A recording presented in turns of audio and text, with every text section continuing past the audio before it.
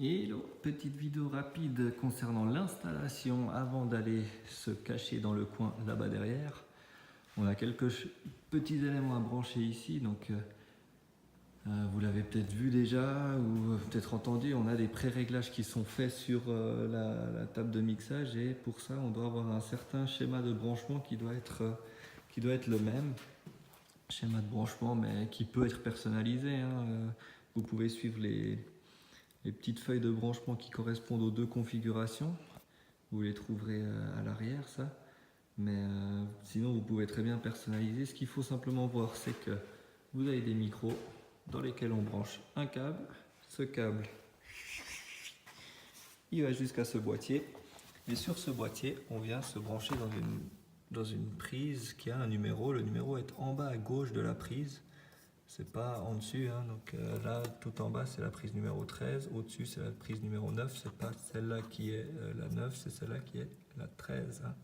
La 14, là au-dessus on a la 10, et du moment où on branche ici sur une prise numéro 5, et ben au fond, sur la table de mixage, on va aussi retrouver ce numéro 5 qui va nous permettre de traiter le signal sonore. Donc là on voit quoi? On a les micros bleus, on a un micro, enfin, le câble qui est rouge, le câble qui est bleu, tac, câble rouge, câble bleu, qui viennent là derrière sur la piste 3 et 4. Et vous allez voir dans la prise en main de la table de mixage au fond que effectivement la piste 3 et la piste 4 sont bien les voies rouges et bleues. Ensuite, on a la petite DI qui est branchée pour les instruments style guitare acoustique, guitare électrique, éventuellement violon, qui utilisent des câbles jack. Donc, on vient brancher le câble jack à l'avant ici, dans Input. Et à l'arrière, on a la sortie XLR qui permet de reprendre le signal sous forme d'un câble XLR.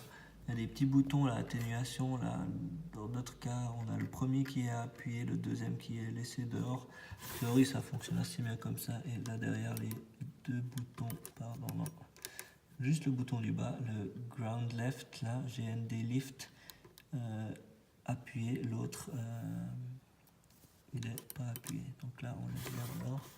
Et à partir de là, on a les bassistes qui peuvent se faire plaisir et puis nous livrer du bon son. Ici rapidement la colonne Bose qui est aussi là devant, c'est ça la petite colonne Bose. Pourquoi Bose? Pour tout simplement la marque. Colonne Bose qui doit s'allumer avec un interrupteur à l'arrière. Tic, petite lumière bleue là-dessus. L'interrupteur il est là derrière, on voit pas grand chose mais vous allez le trouver à la main, on le trouve. Ensuite là on rentre bien sur la ligne et vérifier que là le petit curseur il soit bien sur level, line level et pas sur le M ou la guitare, bien vers le bas.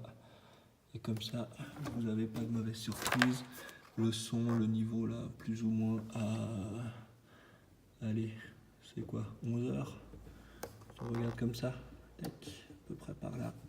À régler en fonction de si vous entendez du souffle ou pas.